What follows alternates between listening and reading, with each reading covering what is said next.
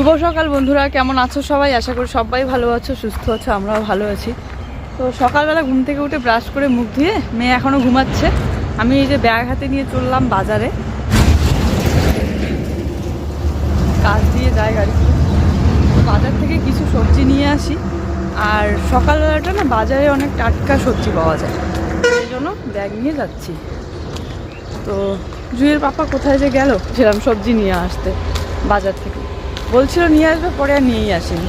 আর আজ রান্না হবে দুপুরবেলা, সেরকম কিছু সবজি ঘরে সেরকম কিছু সবজি নেই। ডাল তো সবসময় থাকে জুয়ের, যেহেতু ডালিয়াতে দিতে হয়। আসলে সকালবেলা ঘুম থেকে উঠে এই শীতের সকালবেলাটা হাঁটাচলা করতেও একটু ভালো লাগে। তো এখনও যেহেতু বেশি বেলা হয়নি, এখন বাজে 8টা, তো ওইদিকে হাঁটাচলা করাও হবে, ওদিকে সবজিটাও নিয়ে আসা হয়। আর কি জানো তো, গ্রামের মানুষ না সবসময় একদম ব্যাগ ভর্তি করে সবজি নিয়ে আসে না, প্রত্যেকদিন অল্প করে সবজি নিয়ে আসে, আর দিনেরটা মানে দিনে শেষ করে দেয়। সেরকমটা কিন্তু আমরাও করি, যেহেতু পাশেই বাজার, তো প্রত্যেক দিনের জন্য অল্প করে নিয়ে আসি। তো আজ ভাবলাম আজকে আমি ব্যাগ ভর্তি করেই একটু বেশি করেই সবজি নিয়ে আসবো। আর দেখবে আমি যেদিন করেই বাজারে যাই আমি একটু বেশি করেই সবজি নিয়ে আসি, কারণ ওই আমার যেগুলো পছন্দ লাগে সেইগুলোই আমার নিতে মন চায়। যেমন পালং শাক তো নিবই, আর তার সাথে বাকি সব পছন্দের সবজি তো থাকবেই। এখানে রাস্তার পাশে একটা শিউলি ফুলের গাছ ছিল, শিউলি ফুলটা নাকে দিয়ে দেখলাম কি সুন্দর সেন্ট বেরিয়েছে। তারপরে চলে আসলাম বাজারে, আর আমার সাথে কিন্তু জুয়ের পাপাও এসেছে। সবজির দাম কিন্তু এখন মোটামুটি ভালোই আছে। তো সবার প্রথমে এসে আমার দেখো সিমগুলোই চোখে পড়লো, তাই সিমে নিয়ে নিচ্ছি। আর সিম তো আমার খুব পছন্দের একটা সবজি, তোমরা জানোই, সবসময় বলি যে সিম ভাজা খেতে আমার খুব ভালো লাগে। আমাদের বাড়িতেও ওই নারিকেল গাছের পাশে একটা সিম গাছ লাগানো আছে, গোয়ালি ঘরের একদম সামনে।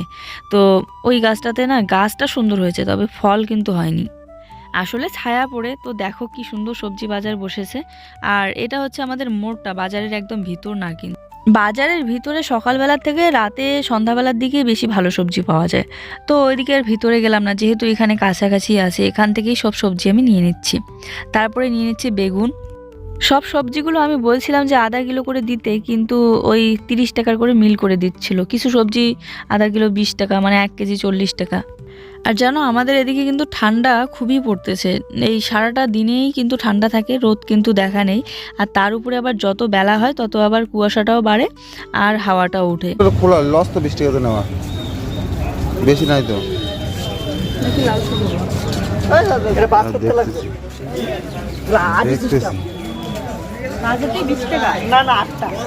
নিয়ে নাও, এটাই নাও।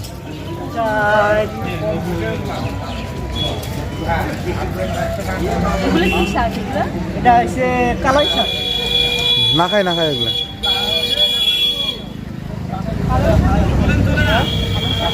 পালং শাক 20 টাকা।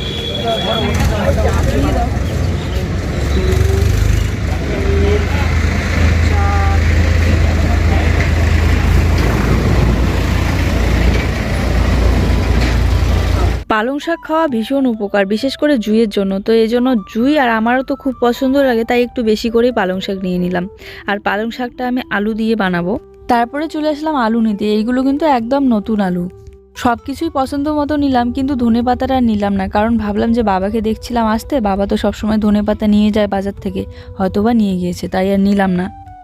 কিন্তু বাড়িতে গিয়ে দেখি এখন ধনেপাতাই আনা হয়নি। যাই হোক, তো এখানে ব্যাগ ভর্তি বাজার করে নিলাম আমি, পুরো 1 সপ্তাহের জন্য মনে হয় সবজি নেওয়া হয়ে গিয়েছে। সবজি তো 1 সপ্তাহ থাকে না, তবে ওই লঙ্কা পেঁয়াজ এইগুলোও থেকেই যাবে, আলুটা অনেক দিন পর্যন্ত চলে। আর এখানে মাংসর দোকানে এসে ব্রয়লারের মাংস নিয়ে নিলাম। আর জুইয়ের পাপা সবসময় ব্রয়লারের মাংস নিয়ে যায়, ওই হাড় পা মানে পায়ের দিকটা নেয় সবসময়। আর মেটে তো থাকেই, জুই মেটে খায় যেহেতু, আর গলা থাকে। তবে নরম মাংসগুলো নিলে না একদমই খেতে ভালো লাগে না, তাই ও নরম মাংস নিয়ে যায় না। আর ওরকমই খেতে আমাদের অভ্যাস হয়ে গিয়েছে, তাই আমাকে বললো যে এরকম এরকম মাংসগুলো নাও, হাড় ছাড়া নরম মাংস খেতে মন চায় না, মোট কথা হচ্ছে এটা। আমি একাই বাজার করতে পারি, ওকে শুধু নিয়ে এসেছি ব্যাগটা উঠানোর জন্য। কি সুন্দর বাজার করলাম দেখছো। আর তুমি সবজি নিয়ে যাও, যেটা আমার পছন্দ সেটা নিয়ে যাও না। এই বাবাও বাজারে এসেছিল, বাবা ঠিক করে সবজি করলাম,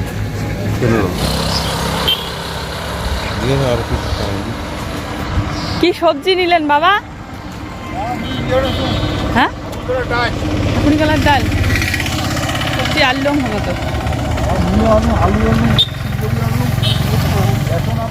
তো। তো বাবা বলছিল যে আজ নাকি বড়া করা হবে, তাই বেসন নিয়েছে আর ওই মাসকালাই না কি বলে, যেটাকে আমরা ঠাকুরি কালাই বলি, কালো রঙের যে ডালটা হয় ওই ডালটা নিয়েছে। শীতকালে না ওই ডালগুলো খেতে ভালো লাগে। তো আমি বাজার থেকে এই যে বাজার করে নিয়ে আসলাম। এখানে হচ্ছে সবার প্রথমে মাংসটা সাইড করে রাখলাম, আর এই যে এটা হচ্ছে পালং শাক। পালং শাকটা আরও আছে, আউলে গেছে। এগুলো ছোট, এগুলো বড়। তারপরে এখানে এই যে সকালবেলা খাবো সেমাই, দুধ আর চিনি নিয়ে আসলাম। এই যে বতুয়া শাক,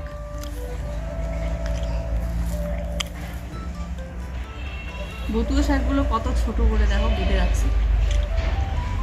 বললাম না সেদিন, এখন বাজারে বতুয়া শাকও কিনতে পাওয়া যায়। আর তারপরে এই যে আলু আছে, তারপরে এই যে আলুটা বের করলাম। এখন আছে বেগুন, সব আধা কেজি করে নিয়েছি। আধা কেজি আলু 1 কেজি, আধা কিলো আলু আধা কেজি 1 কেজি। আর তারপরে এই যে সিম আছে। সিমটা এখন কোথায় রাখি বলো? এখানে রাখলাম সামনে। বাজার বসাই দিলাম সবজির। কেমন লাগতেছে না?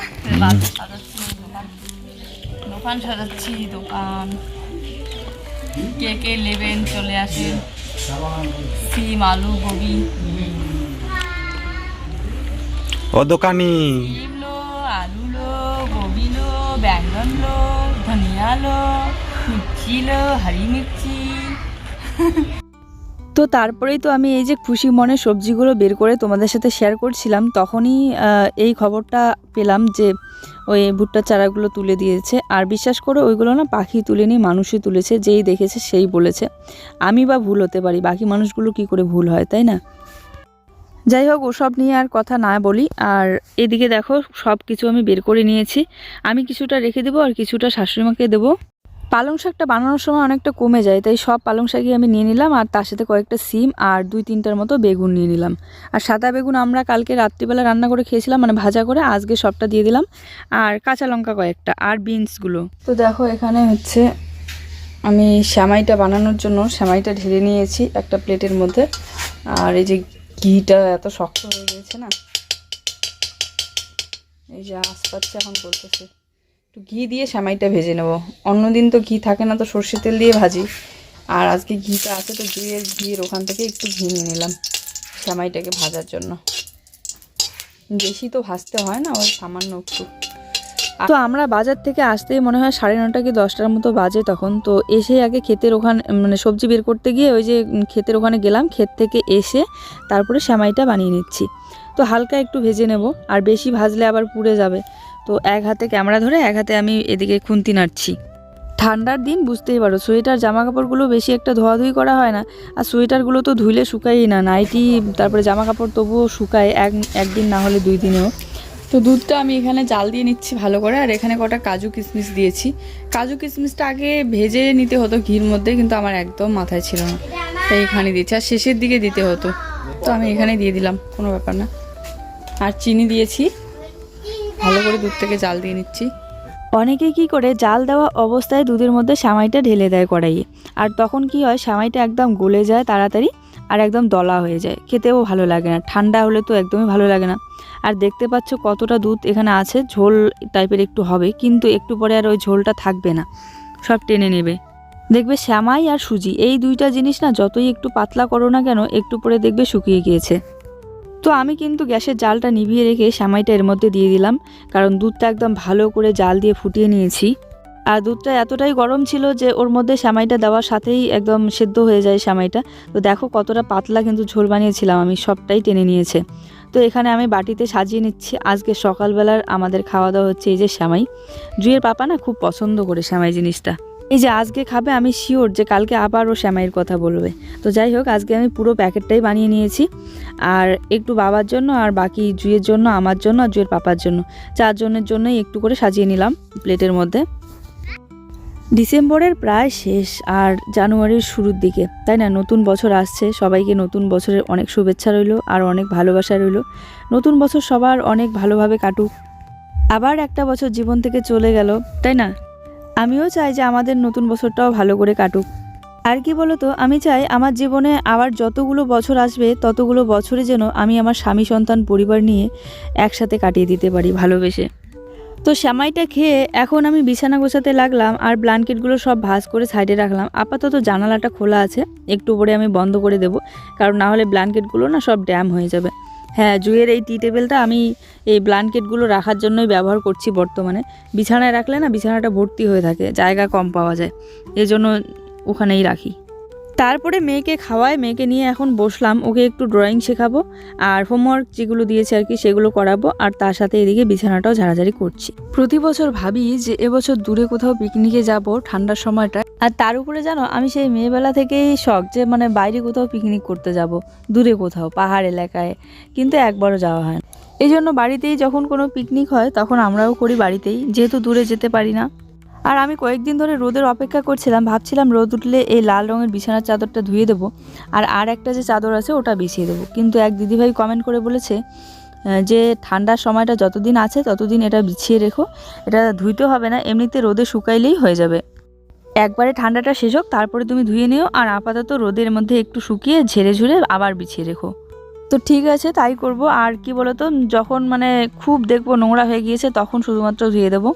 কার্পেটটা বিছানোর পর কিন্তু নিচে মেঝেতে বসলে কিন্তু এতটাও ঠান্ডা লাগে না, তবুও জুইকে একটা চাদরের উপরে বসিয়ে দিয়েছি, আর আমার তো কিছু মনে হচ্ছে না।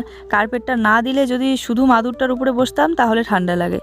তো চলো জুইকে ওর হচ্ছে ড্রয়িংগুলো একটু প্র্যাকটিস করাচ্ছি, যেগুলো হোমওয়ার্ক দিয়েছে। দেখো বাবা এখানে হচ্ছে প্লাস্টার করতেছে ওয়ালটা, ইটগুলো দেখা গেলে না ভালো লাগে না, তো প্লাস্টার করার পর কিন্তু অনেক সুন্দর লাগে।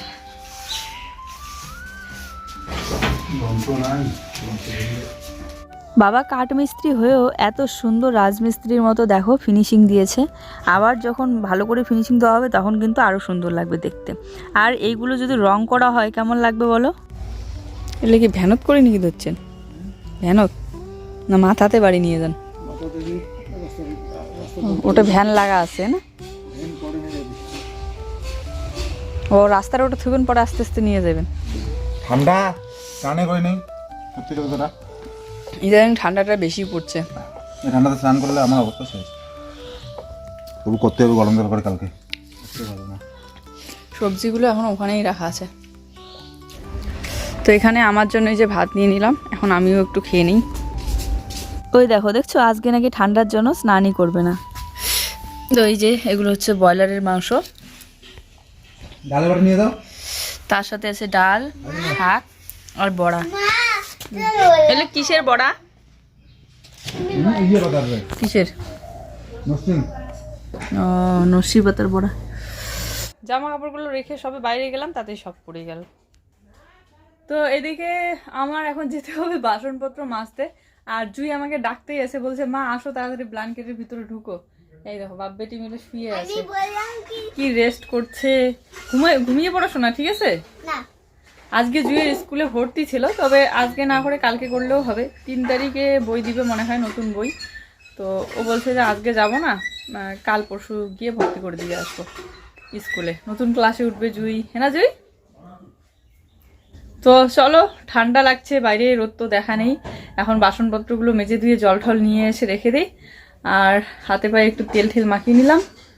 আয়নাটা আমার ভেঙে গিয়েছে তাই ফেলে দিয়েছি, কারণ ভাঙা আয়নায় নাকি মুখ দেখতে নেই, এই জন্য ফেলে দিয়েছি কালকে। আমি তো ভেবেই নিয়েছি ওই নতুন ঘরটা যখন পুরোপুরি একদম প্লাস্টার করাই কমপ্লিট হয়ে যাবে, ভাবছি একটা রং নিয়ে এসে সামনাটায় করে দেবো, দেখতে অনেক সুন্দর লাগবে তাই না? তোমরা কি বলো? আর আমার কিন্তু এদিকে অ্যালোভেরার গাছটাও বেঁচে গিয়েছে, তারপরে বেগুনের চারাগুলো প্রত্যেকদিন জল দিচ্ছি। রোদ ছিল না বলে শাকটা এখানেই ছিল অনেকক্ষণ। তো এই দেখো বারান্দার এক সাইডটা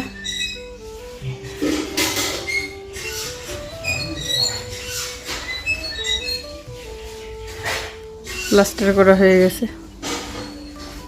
সেদিন আমাদের ভুট্টা খেতে সাইডে শাক ফেলেছিলাম, তার ওখান থেকে আরও কিছু বীজ আলাদা করে রেখে দিয়েছিলাম, ওগুলোও ফেলে দেওয়া হয়েছে মোটামুটি। আবার কিছু ওই পালং শাকের বীজ মনে হয় বেঁচে গিয়েছে।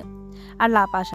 আর আমি ভেবে পাচ্ছিলাম না যে ওই বীজগুলো কোথায় ফেলবো। তখন এই বেগুনের চারার যে গামলাটা আছে, বড় প্লাস্টিকের গামলা, চারিদিকে ফেলে দিয়েছি বীজগুলো।